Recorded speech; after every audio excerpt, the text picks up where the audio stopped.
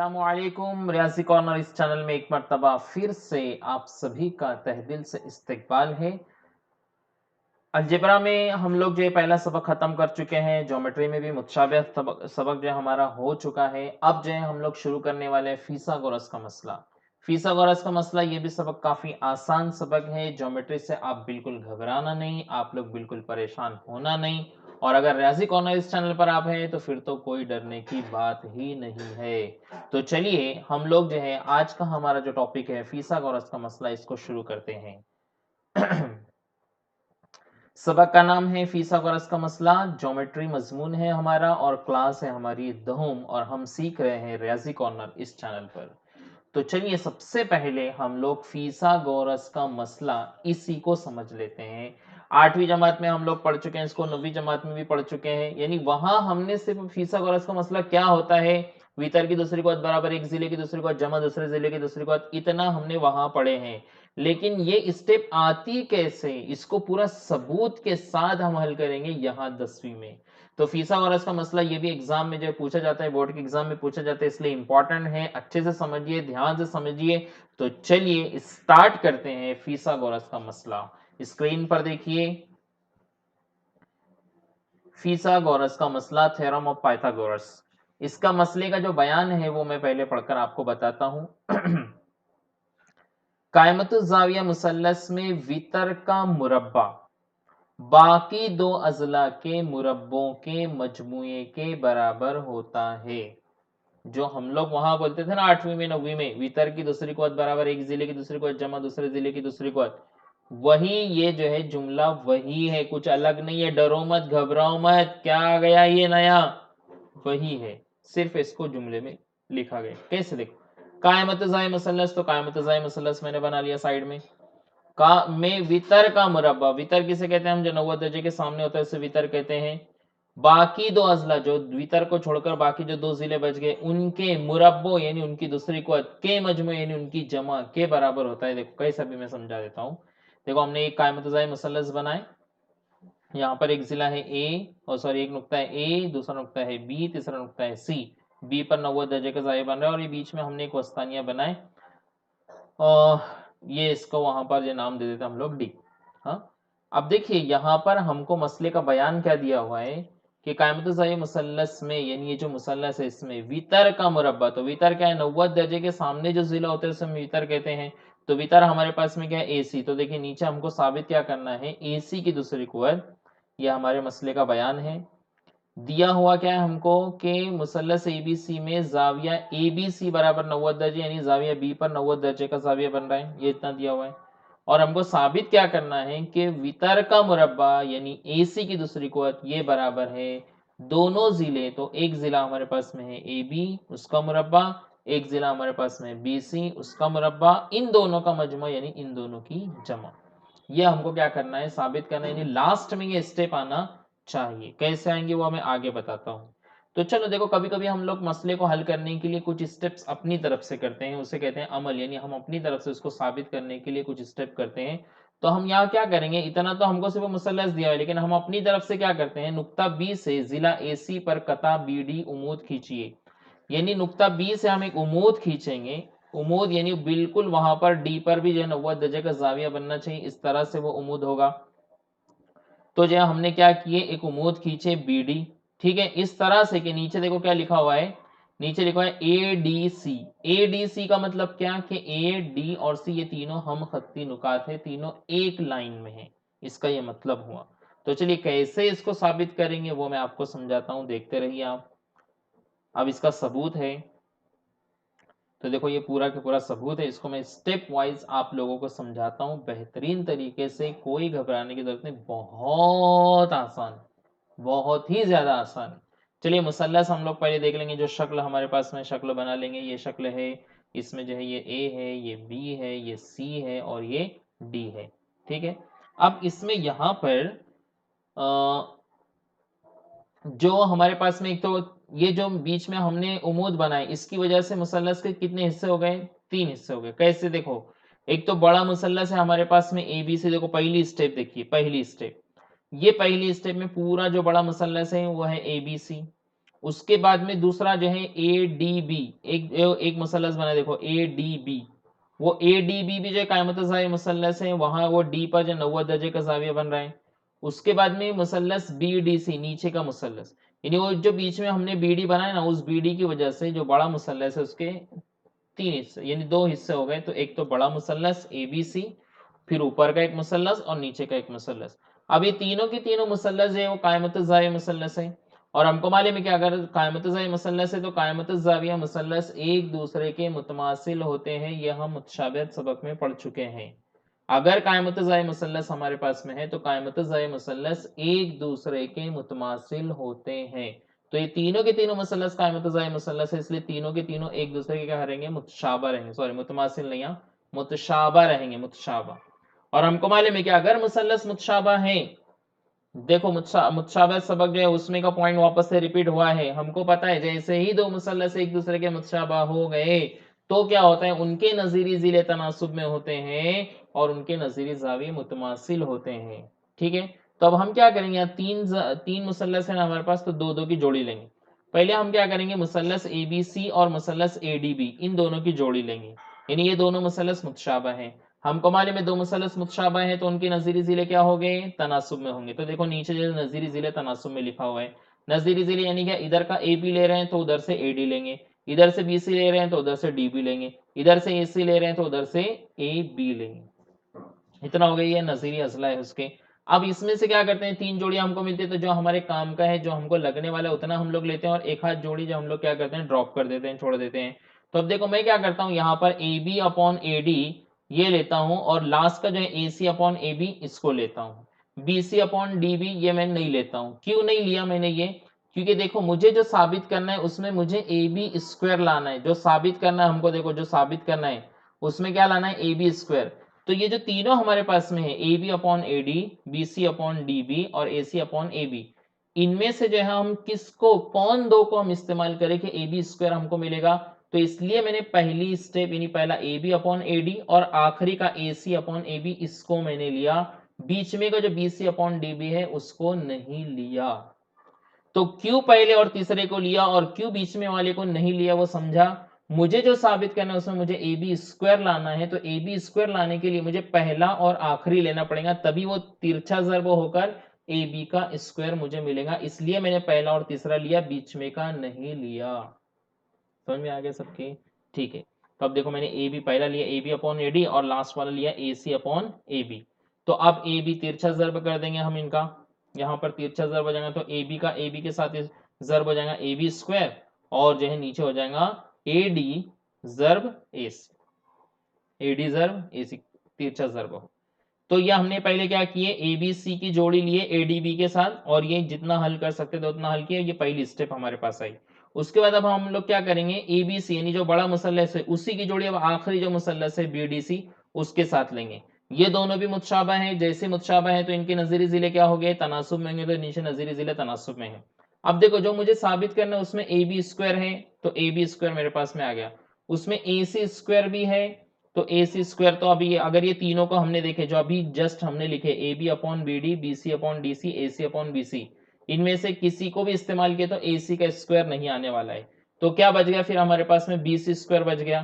तो अब देखो ये तीनों में से हम कौन से दो जो है निस्बत, कौन सी दो निस्बतों को हम ले कि हमें बी सी स्क्वायर मिलेगा। तो देखो दूसरा और तीसरा, दूसरा और तीसरे को अगर हमने लिए B C upon D C बराबर ए सी अपॉन बी सी, ये दूसरे और तीसरे को लिए तो देखो बी सी यानी बी सी स्क्वायर मिल जाएगा। तो दूसरे और तीसरे को ही क्यों लिया, पहले को क्यों छोड़ दिया, समझ में आ रहा है सबके, आ रहे, वेरी गुड। तो अब देखो हम क्या करेंगे, बी सी और बी सी का स्क्वायर ज़र्ब कर देंगे, तो ये जाएगा बी सी स्क्वायर, और इधर क्या बच जाएगा हमारे साथ, डी सी ज़र्ब ए सी। ये हो गई हमारी दूसरी स्टेप। क्या किया मैंने, सिंपल तीन मुसल्लस थे मेरे पास, तीनों के तीनों कायमत ज़ाई मुसल्लस है, इसलिए जो है मुतशाबा है, तो तीनों को लिख दिया, पहले दो की जोड़ी लिया, एक स्टेप लाया, फिर वापस जो है पहले और तीसरे की जोड़ी लिया, एक स्टेप लाया, दोनों स्टेप हो गई। अब हमको जो साबित, देखो बार बार हमको क्या साबित करना उस पर हमारी नजर होना चाहिए, यानी हमको जाना कहाँ है, हमारी मंजिल कहाँ है वो हमारे सामने होना चाहिए, नहीं तो बस चल रहे हैं चल रहे हैं चल रहे हैं, कहाँ जाना है वो मालूम नहीं। तो नहीं, जो हमको साबित करना है उसको हम देखते रहेंगे। क्या हमको साबित क्या करना है, a c square is equal to a b square plus b c square. तो देखो हमारे पास में ए बी स्क्वायर आ गया, बी सी स्क्वायर आ गया, और जो हमको साबित करना है उसमें इन दोनों की जमा है, ए बी की और बी सी की क्या है, जमा है। तो अब हम क्या करेंगे, ए बी स्क्वायर और बी सी स्क्वायर की जमा कर देंगे, यानी पहली और दूसरी जो स्टेप है हमारे पास, इन दोनों की जमा कर देंगे। तो ए बी स्क्वायर जमा बी सी स्क्वायर बराबर, अब ए बी स्क्वायर की जगह पर, ए बी की जगह पर जो है उधर हमारे पास ए बी स्क्वायर क्या है, ए डी जर्ब ए सी, तो उसकी जगह लिख दे ए डी जर्ब ए सी। उसके बाद में जमा बी सी स्क्वायर हमारे पास में क्या आया, डी सी और ए सी, तो बी सी स्क्वायर की जगह हमने लिख दिया डी सी जर्ब ए सी। अब देखो ए डी जर्ब ए सी और डी सी जर्ब ए सी, यहां भी ए सी है यहां भी ए सी है, तो ए सी को हमने क्या किए, कॉमन ले लिए। ए सी कॉमन ले लिए तो पहली स्टेप में क्या बचा, सिर्फ ए डी बचा, और दूसरे में क्या बचा, सिर्फ डी सी बचा। तो ए सी और कॉस में हो गया ए डी जमा डी सी। लेकिन ए डी जमा डी सी को आप शक्ल में देखो, आप लोग शक्ल में देखो, जल्दी से सब शक्ल की तरफ देखो, और ए डी जमा डी सी यानी ए डी और उसमें जमा कर दिए डी सी, तो पूरा टोटल क्या हो गया, वो पूरा टोटल क्या हो गया, ए सी। ए डी जमा डी सी, ये पूरा टोटल क्या हो गया, ए सी। यानी वो जो पहला ए सी है वो तो वैसे के वैसे ही, और ए डी जमा डी सी ये टोटल क्या हुआ, ए सी। और ए सी जर्ब ए सी क्या हो जाएगा, ए सी स्क्वायर। इसी को सीधा करके लिख लेंगे, तो ए सी स्क्वायर बराबर ए बी स्क्वायर जमा बी सी स्क्वायर। इसको कहते हैं फीसागोरस का मसला। तो कैसा है फीसागोरस का मसला, समझा सबको। तीन मुसल्लस हमारे पास में है, तीनों मुसल्लस का मुतज़ाई मुसल्लस है, इसलिए मुतशाबा रहेंगे। पहले दो मुसल्लसों की जोड़ी लिए, और जो है हमको मालूम मुतशाबा मुसल्लसों के नज़ीर ज़िले तनासुब में होते हैं, तो तनासुब में लिखे, पूरा हल किए, एक स्टेप लाए, फिर वापस से पहले और तीसरे की जोड़ी लिए, उसको हल किए, दूसरी स्टेप लाए। अब हमको जो साबित करना उसमें दोनों की जमा है, इसलिए एक और दो की जमा किए, जमा करने के बाद में AC को कॉमन निकालिए, AC कॉमन निकालने के बाद में हमको क्या बचा, AD जमा DC बचा। AD जमा DC जो है उसको शक्ल में देखे तो वो तो AC है, यानी AC ज़र्ब AC क्या हो गया, AC स्क्वायर। तो इसको कहते हैं फीसागोरस का मसला। इसको आप लोग अच्छे समझ लीजिए, और इसको पूरा लिखना है आप लोगों को, क्योंकि जो है ये पूछा जाता है एग्जाम में। ठीक है, ये एक मसला हो गया, जो हमको जो मश्क हल करना है उसमें जो है हमको ये चीज लगेगी, इसलिए मैंने इसको समझा दिया। दूसरी बात, अब हमको आगे जो समझना है वो समझना है 30, 60, 90 पैमाइश के जावे के मुसल्लस की खुसूसियत। ये हम 9वीं में पढ़ चुके हैं, या 10वीं में सिर्फ इसको आपको वापस से एक मर्तबा रिवाइज करना है, क्योंकि कहीं कहीं इसका इस्तेमाल है। तो क्या इस्तेमाल है, इसलिए सिर्फ उसको याद रखने के लिए फिर से मैं आपको बता रहा हूँ। ठीक है, इसका सबूत नहीं है, ये सिर्फ आपको समझना है कि 30, 60, 90 के मुसल्लस की क्या खुसूसियत होती है। तो याद रखिए, अगर कोई कायम-ए-तज़ाई मुसल्लस हमारे पास में है, उस कायम-ए-तज़ाई मुसल्लस में अगर कोई जाविया 30 दर्जे का और एक जाविया 90 दर्जे का और एक जाविया 60 दर्जे का है, तो ऐसे मुसल्लस में 30 दर्जे के मुकाबिल का जिला वितर का निस्फ होता है, और 60 दर्जे के मुकाबिल का जिला वितर का जज़र में 3/2 गुना होता है। ये उसकी खासियत है। कायम-ए-तज़ाई मुसल्लस में अगर 30, 60, 90 के जाविये हैं, तो 30 दर्जे के मुकाबिल का जिला वितर का निस्फ होता है, और 60 दर्जे के मुकाबिल का जिला वितर का जज़र में 3/2 गुना होता है। जैसे इसको मैं मिसाल से समझा देता हूं आपको। हमारे पास में एक शक्ल है, देखिए बाजू में, इसमें है LMN है। हाँ, तो अब इसमें जो जाविया L जो है वो 30 दर्जे का है, और जाविया N जो है वो 60 दर्जे का है, और जाविया M जो है वो 90 दर्जे का है। अब 30 हमने क्या सीखा अभी, 30 दर्जे के मुकाबिल का जिला, यानी 30 के सामने कौन सा जिला है। तो 30 दर्जे देखो L पर बना हुआ है, उसके सामने कौन सा जिला है, सामने जिला बोल रहा हूं, जिला, तो उसके सामने कौन सा जिला है, MN। कौन सा जिला है, MN। तो ये जो 30 दर्जे के सामने का जो जिला है MN, ये MN वितर क्या है, 90 दर्जे के सामने कौन सा जिला है, LN। तो 90 दर्जे के सामने LN है, यानी LN का निस्फ रहेगा, आधा रहेगा। इसलिए वहां लिखा हुआ है देखो कि 30 दर्जे के मुकाबिल का जिला बराबर, वो 30 दर्जे के सामने कौन है, MN है, वो MN निस्फ रहेगा, आधा। निस्फ का मतलब होता है आधा, 1/2 किसका, वितर का। तो वितर क्या हमारे पास में, LN, यानी 1/2 LN। इसी तरह 60 के मुकाबिल का जिला, तो 60 के सामने कौन सा जिला है, तो 60 के सामने देखो कौन सा है, LM जिला है, LM। तो ये जो 60 के सामने जो जिला है, ये वितर क्या है हमारे पास में, LN, तो वितर का हो जाएगा जज़र में 3/2 गुना, इसलिए ये दूसरी स्टेप है। ठीक है। अब देखो अगर यहाँ हमको कीमत दी हुई, जैसे फर्ज कीजिए अगर हमको कहा गया अगर ln बराबर 6 सम और हो तो mn और lm मालूम कीजिए। ln यानी क्या, वितर हमको दिया हुआ है 6 सम और हमको mn मालूम करना है। mn यानी 30 के सामने का जिला और lm यानी क्या, 60 के सामने का जिला, ये हमको मालूम करना है। तो देखो mn मालूम करना है ना, तो हमने देखे कि mn किसके सामने है, 30 के सामने है। तो हमको मालूम है 30 दर्जे के सामने का जो जिला है वो वितर का निस्फ होता है। तो हमने लिखे mn बराबर 1/2 जर्ब वितर, वितर यानी क्या ln। तो 1/2 ln कितना दिया हमको 6, तो 1/2 जर्ब 6 यानी 2 1 2 2 3 6, तो 3 आए। इसी तरह से lm हमको मालूम करना है, तो lm कौन है, 60 के सामने। तो 60 के सामने का जो जिला है वो वितर का जजर में 3/2 गुना होता है। तो इसलिए हमने लिख दिया lm बराबर जजर में 3/2 जर्ब ln। तो जजर में 3/2 जर्ब ln कितना हमारे पास में 6 है। तो 2 1 2 2 3 6 यानी 3 जजर में 3। समझ में आया। सिर्फ इतना याद रखिए 30 दर्जे, अगर 30 दर्जे का जाविया जहां भी बन रहा है उसके सामने का जो जिला रहेगा, उसके सामने का जो जिला, ये जिला वितर का निस्फ रहेगा।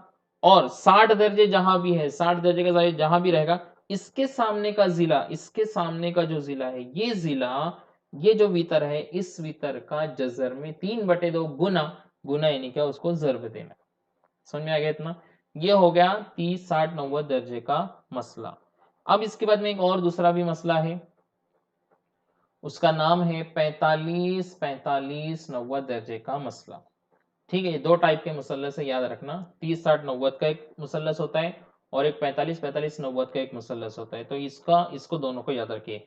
अब देखो पहले हमारे पास क्या था, एक मुसल्लस ऐसा था जिसमें जो है जिसमें एक जाविया 30 का था, एक जाविया 60 का था, एक जाविया 90 का था। अब यहां पर हमारे पास में मुसल्लस है, इसमें दोनों जाविये 45 के हैं और एक जाविया 90 का है। तो देखो यहाँ शक्ल भी बनी हुई, देख लीजिए आप, एक जाविया 90 का है और दो जाविये जो है वो 45 45 के हैं। तो अगर ऐसा मुसल्लस रहा तो क्या खुसूसियत रहेगी इसकी, तो क्या खूबी रहेंगी ऐसे मुसल्लस की, कि कायमत जाविया मुसल्लस के हाददा जाविये की पैमाइश 45 45 हो तो कायमा जाविया बनाने वाला हर जिला वितर का 1/2 गुना होता है। हर जिला, हर उमूदी जिला जो है वो 1/2 गुना होता है। कैसे, देखो अभी यहां पर देखिए एक्स वाई है, एक्स वाई, ठीक है, एक्स वाई 45 के सामने है ये एक्स वाई। तो ये जो एक्स वाई है ये वितर का, वितर क्या है हमारे पास में, जेड वाई। तो जेड वाई का 1/2 गुना होगा एक्स वाई भी। और दूसरा जो दूसरा जिला कौन सा है, जेड एक्स या एक्स जेड भी बोल सकते हैं। एक्स जेड भी जो है ये भी वितर का, तो वितर हमारे पास में क्या है, जेड वाई, इसका 1/2 गुना रहेगा। तो देखो दोनों स्टेप्स जो है वहां पर लिखी हुई है, देख लीजिए आप ये दोनों।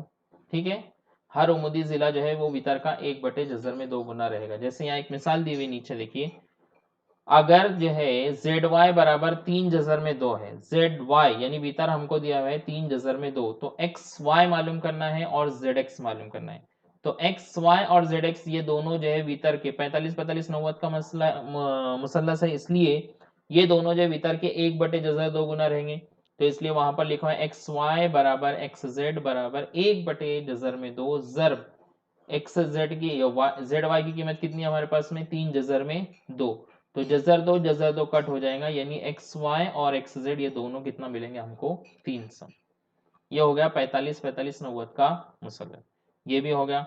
अब जो है आखिरी चीज जो हमको इस मश्क को समझने के लिए समझना है, वो है हिंदसी वस्त का मसला, थ्योरम ऑफ ज्योमेट्रिकल मीन। सिर्फ फिसागोरस का मसला, इसका आपको जो है पूरा सबूत के साथ इसको पढ़ना है। बाकी के ये जो तीनों मैंने समझाया 30 60 90 45 45 और ये हिंदसी वस्त, इसको सिर्फ आपको समझना, ये मिसालों में हल करते वक्त इस्तेमाल हो गए, इसलिए इसका सबूत आपको पढ़ना नहीं है।